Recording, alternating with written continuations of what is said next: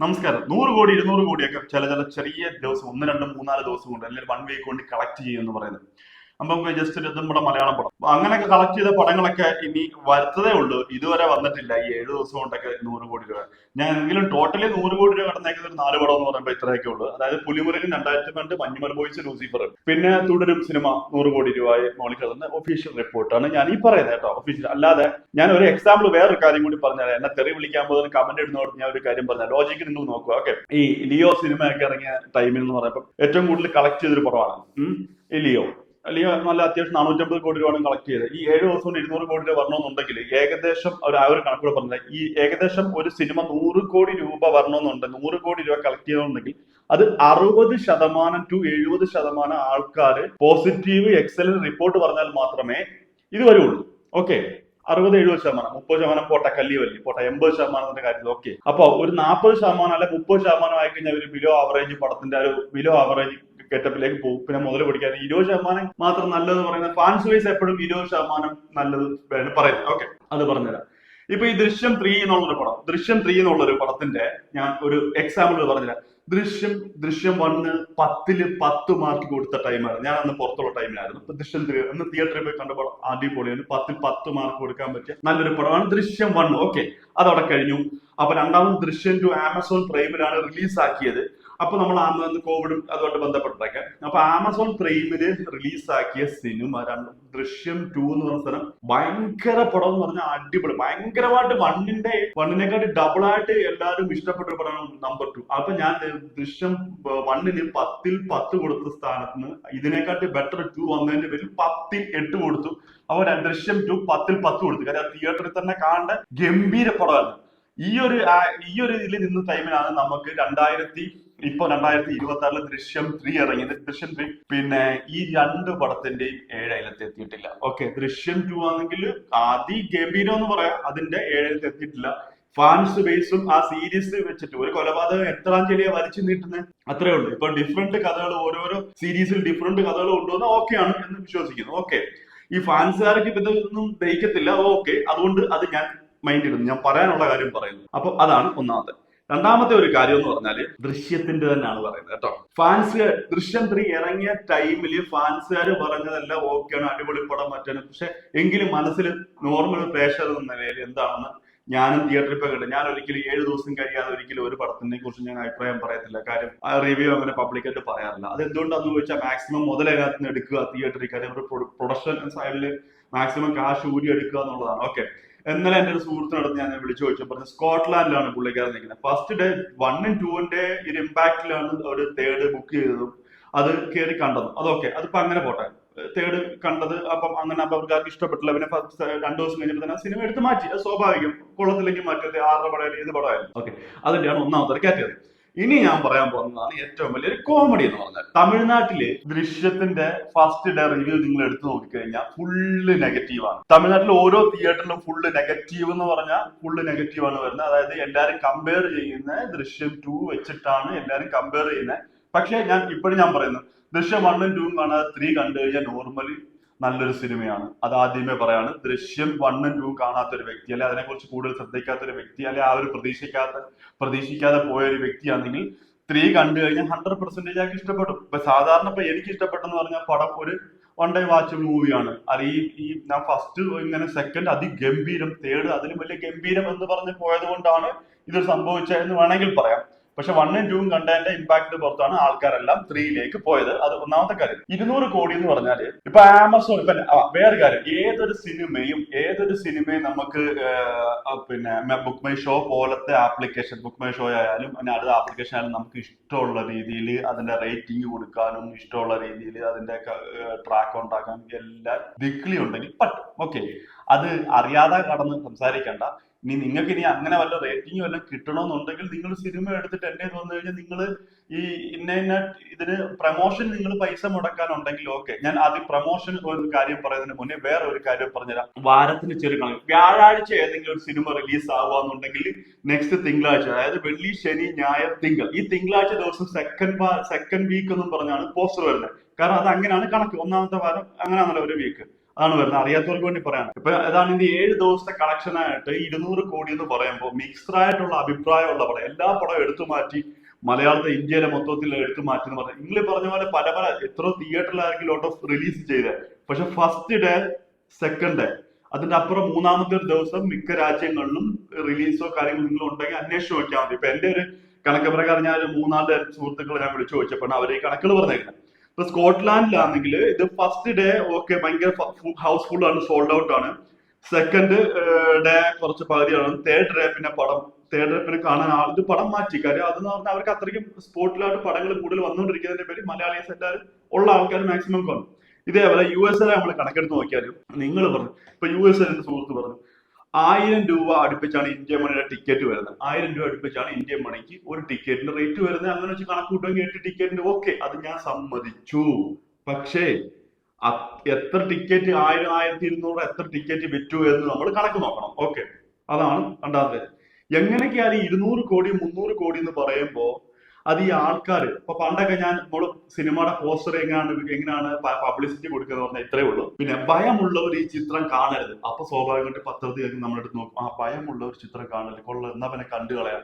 Advertisement ആണത്. Okay, പിന്നെ ഒറ്റയ്ക്ക് ഇരുന്ന് പടം കണ്ടു കഴിഞ്ഞാൽ നിങ്ങൾക്ക് 10,000 രൂപ സമ്മാനം. ഒരു ഹൊറർ പടം, അങ്ങനത്തെ പല പടം കണ്ട് നിങ്ങൾ ഭയമില്ല. അപ്പൊ പിന്നത്തെ പറഞ്ഞത് നിങ്ങൾ ഈ പടം സിനിമ കണ്ടതിന് ശേഷം, ക്ലൈമാക്സ് കണ്ടതിന് ശേഷം നിങ്ങൾക്ക് അറിയാതെ ഒരു തുള്ളി കണ്ണുനീര് പോലും പുറത്തിറങ്ങാതെ വന്നു കഴിഞ്ഞാൽ നിങ്ങൾക്ക് സമ്മാനം എന്നൊക്കെ. അങ്ങനത്തെ അഡ്വർടൈസ്മെന്റിന്റെ കാലഘട്ടം കഴിഞ്ഞു. ഇപ്പോഴത്തെ അഡ്വർടൈസ്മെന്റിന്റെ കാലഘട്ടം എന്ന് പറഞ്ഞാൽ 10 മണിക്കൂർ കൊണ്ട് 10 കോടി രൂപ, 24 മണിക്കൂർ കൊണ്ട് 1 മില്യൺ ടിക്കറ്റ് വിറ്റു. പിന്നെ ഫസ്റ്റ് ഡേ 50 കോടി രൂപ കടക്കുന്നു. പിന്നെ 100 കോടി രൂപ വെറും 58 മണിക്കൂർ അല്ലെ 62 മണിക്കൂർ അല്ലെ 100 മണിക്കൂർ കൊണ്ട് 100 കോടി രൂപ സിനിമ. ഇതൊക്കെ എന്ന് പറഞ്ഞാൽ വമ്പൻ അഡ്വർടൈസ്മെന്റ് ആണ്. അല്ലാതെ ഇത് കണ്ടിട്ട് ഇത് ഞങ്ങൾ ഔദ്യോഗികപരമായിട്ട് ഒരു പോസ്റ്റർ ഇട്ടല്ലോ, ആ പോസ്റ്ററിനകത്ത് ഞാൻ ഔദ്യോഗികപരമായിട്ടൊരു കാര്യം പറയാം. ഇപ്പം എല്ലാ ആർട്ടിസ്റ്റുകളും വലിയ വലിയ ബ്രാൻഡിന്റെ ഒക്കെ അംബാസഡർ ആവുന്ന, വലിയ പരസ്യത്തിൽ അഭിനയിക്കുക എന്ന് പറഞ്ഞാൽ അവർക്ക് വേറൊരാളെ വെക്കുന്നില്ല. ആ വ്യക്തി എന്ന് പറഞ്ഞ സമൂഹത്തിൽ അറിയപ്പെടുന്ന നിലയും വിലയുള്ള വ്യക്തിയാണ്. അവരെ വെച്ച് ബ്രാൻഡ് വാല്യൂ കൂടും.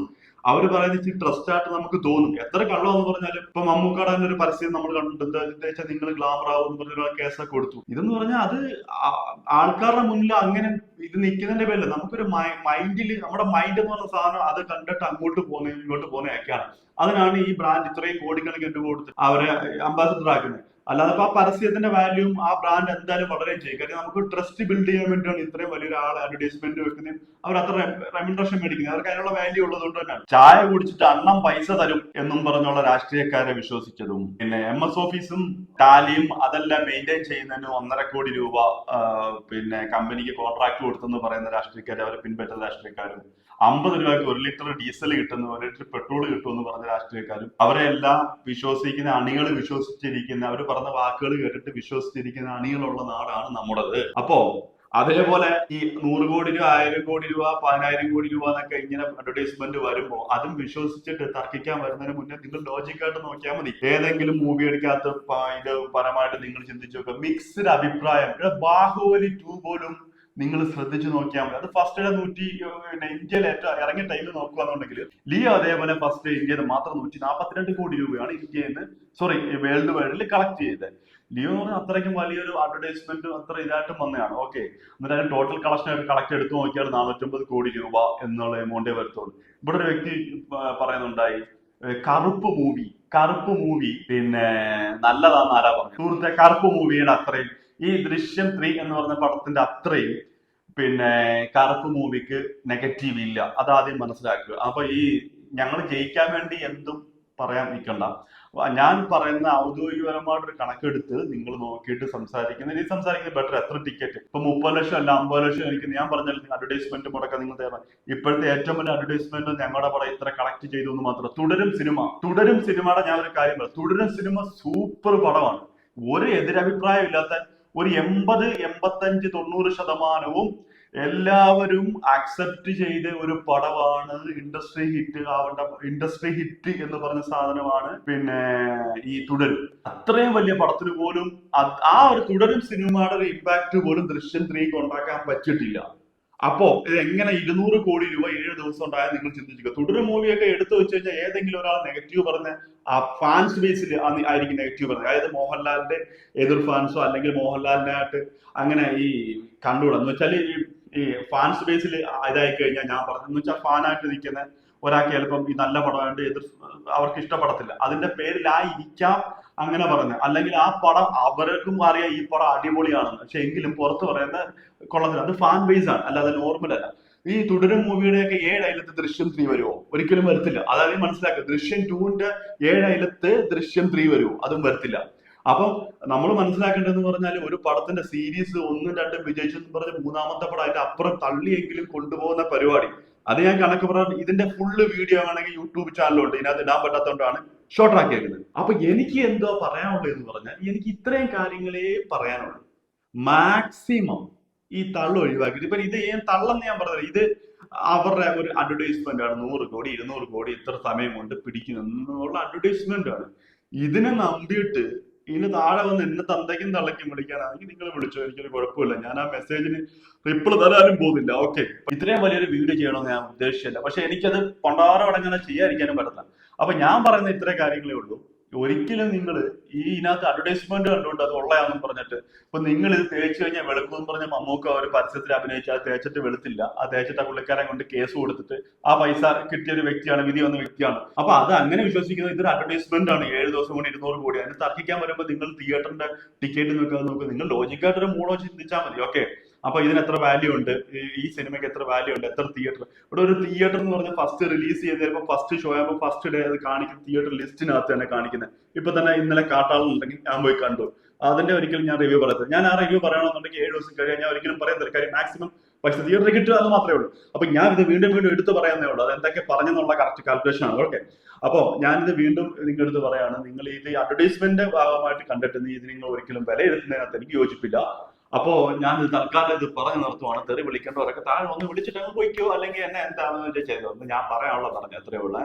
ഇനിയിപ്പം നിങ്ങൾക്കൊരു വിചാരമുണ്ട്, ഞാനിത് നീ ഇപ്പൊ എനിക്കൊരു ഫാൻസുകാർക്കെല്ലാം കുരുകൂട്ടും. മമ്മൂക്ക ഫാൻസ് ആയാലും മോഹൻലാൽ ഫാൻസ് ആയാലും ഏത് ഫാൻസ് ആണെന്ന് പറഞ്ഞാലും അവർക്കെല്ലാം അപ്പം അവർ വിശ്വസിക്കുന്ന അവർ അത്രയും സ്നേഹിക്കുന്ന ഒരാളെ കുറിച്ച് നെഗറ്റീവ് പറയുമ്പോൾ സ്വാഭാവികമായിട്ട് താഴെ വന്ന് തെറി പിടിക്കും, സ്വാഭാവികമാണ്. നിങ്ങൾ പറയാൻ ഞാനൊരു ലോജിക്കായിട്ടുള്ള ഒരു കാര്യം നിങ്ങൾ നോക്കിയോ. ഇപ്പം ലോജിക്കായിട്ടുള്ള കാര്യം ഇപ്പൊ ഞാൻ ലോജിക്കായിട്ടുള്ള കാര്യം ഞാൻ പറഞ്ഞത് നിങ്ങൾക്ക് ഇഷ്ടപ്പെടുവോ ഇഷ്ടപ്പെടാതിരിക്കും, അതിപ്പോ എന്നെ സംബന്ധിക്കുന്ന ഒരു കാര്യമല്ല. ഞാനീ പറയാനുള്ളത് ഇങ്ങനെ പറഞ്ഞു, അത്രേ ഉള്ളൂ. നിങ്ങൾ ചിന്തിച്ച് നോക്കുന്നവർക്ക് കറക്റ്റ് ആയിട്ടുള്ള ആൻസർ കിട്ടും.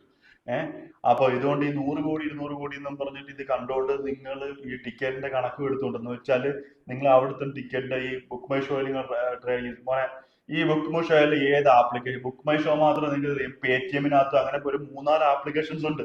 ഒരു 3-4 ആപ്ലിക്കേഷൻസ് മിനിമം ഇന്ത്യയിൽ തന്നെ ഉണ്ട് ഈ ടിക്കറ്റ് വിറ്റ്. ആ ബുക്ക് മൈ ഷോയ്ക്ക് 7 ദിവസം 30 ലക്ഷം ടിക്കറ്റ് ആണെന്നുണ്ടെങ്കിൽ മറ്റെല്ലാവിടെ 10 ലക്ഷം 40 ലക്ഷം ടിക്കറ്റ് ആണ് 7 ദിവസം വിറ്റേക്കുന്നത്. ഈ 100 അതിനകത്ത് 40 ലക്ഷം ടിക്കറ്റ് ഇത് ഓൺലൈൻ അത് നമുക്ക് ട്രാക്ക് ചെയ്ത് എങ്ങനെ വേണമെങ്കിൽ അങ്ങോട്ടും ഇങ്ങോട്ടൊക്കെ ട്രാക്ക് ചെയ്ത് റേറ്റിംഗ് കൂട്ടാനും കുറയ്ക്കാനും ഒക്കെ അഡ്വർടൈസ്മെന്റ് അതിനുള്ള ഓപ്ഷൻ എല്ലാം ഉണ്ട്. ഓക്കെ, അതൊക്കെ അങ്ങനെയാണ് ചെയ്യുന്നവർ ചെയ്യുക, ഇല്ലാത്തവർക്കും ഓക്കെ. അപ്പൊ ഞാൻ വേറെ കാര്യം പറഞ്ഞ് നിങ്ങൾ നേരിട്ട് ടിക്കറ്റ് എടുക്കും. നേരിട്ട് മോനെ 20% ആൾക്കാർ മാത്രമേ, മാക്സിമം 20%, ഇപ്പോഴത്തെ റേറ്റ് ഇതനുസരിച്ച് 20% ആൾക്കാർ മാത്രം, അത് ഫസ്റ്റ് ഡേ സെക്കൻഡ് ഡേ എല്ലാവരുടെ കണക്ക് കൂട്ടുമെങ്കിൽ ഏറ്റവും കൂടുതൽ ടിക്കറ്റ് അല്ലാതെ വയ്ക്കുന്നത്, അല്ലാതെ കൂടുതലും ബുക്ക് മൈ ഷോ ആണ്. നിങ്ങൾ തിയേറ്ററിൽ ടിക്കറ്റ് ഹൗസ്ഫുൾ ആണെങ്കിൽ അവിടെ എത്ര ടിക്കറ്റ് കൗണ്ടറിൽ വിറ്റോ നിങ്ങൾ തന്നെ ജസ്റ്റ് അന്വേഷിച്ച് നോക്കിയാൽ മതി. മൂന്നാമത്തെ ദിവസത്തിന്റെ കാര്യമാണ് ഞാൻ ഈ പറഞ്ഞത്. First day second day 20% ticket മാത്രമേ ഉള്ളൂ അവൈലബിൾ ആയിട്ട് നോർമലി കൊടുക്കുകയുള്ളൂ. നോർമലി ടോട്ടലി എല്ലാവരോടും എടുക്കത്തുള്ളൂ 20%. ബാക്കി 80% വരുന്ന ഓൺലൈനകത്തും അങ്ങനത്തെ പരിപാടിക്കകത്താണ് ടിക്കറ്റ് വരുന്നത്. അപ്പൊ അത് അറിയാത്തവർക്ക് വേണ്ടി പറയാണ്, അല്ല ഇത് ഓൺലൈനിൽ മാത്രം, മറ്റേത് അതിന്റെ ഡബിൾ ഉണ്ട് അല്ല. ഏറ്റവും കൂടുതൽ നിങ്ങൾ അടിച്ചു നോക്കിയോ, അല്ലെ ആർക്കെങ്കിലും നിങ്ങൾ തിയേറ്ററിൽ തന്നെ പോയി അന്വേഷിച്ച് നോക്കിയോ, ഏറ്റവും കൂടുതൽ ടിക്കറ്റ് വിൽക്കുന്നത് പിന്നെ ബുക്ക് മൈ ഷോയുടെ പ്ലാറ്റ്ഫോം വഴിയാണ്. 20% മാത്രമേ ഉള്ളൂ ഒരു തിയേറ്ററിന്റെ ആയാലും പിന്നെ കണക്ക് വെച്ച് നോക്കുകയാണെന്നുണ്ടെങ്കിലും അല്ലാതെ കൗണ്ടറിൽ നിന്ന് ടിക്കറ്റ് എടുക്കുന്നത്. നിങ്ങൾ സംശയം ഉണ്ടെങ്കിൽ പോയി നോക്കിയാൽ മതി, അപ്പൊ നിങ്ങൾക്ക് മനസ്സിലാവും. ഓക്കെ, അപ്പൊ ഈ കടന്ന് സംസാരിച്ചിട്ടോ ഈ കടന്ന് എന്നെ തെറി വിളിച്ചിട്ടോ ഒരു കാര്യമില്ല. സത്യങ്ങൾ ഇങ്ങനെയാണ് മോനെ, സത്യങ്ങൾ പറഞ്ഞ തെറി വിളിക്കുന്ന ഭയങ്കര പരിപാടിയാണ്. അപ്പൊ അത് കുഴപ്പമൊന്നുമില്ല. എനിക്ക് ഇനി കുറച്ച് തെറി വിളി കേട്ടെന്ന് പറഞ്ഞു. അപ്പൊ ഈ ഫാൻസാരുടെ ശ്രദ്ധയ്ക്ക് തെറി വിളിക്കേണ്ടവരെല്ലാം നേരെ കമന്റ് വന്ന് തെറി വിളിച്ചിട്ട് നിങ്ങൾ പൊക്കോണം കേട്ടാ. അപ്പൊ ബൈ. ഓക്കെ.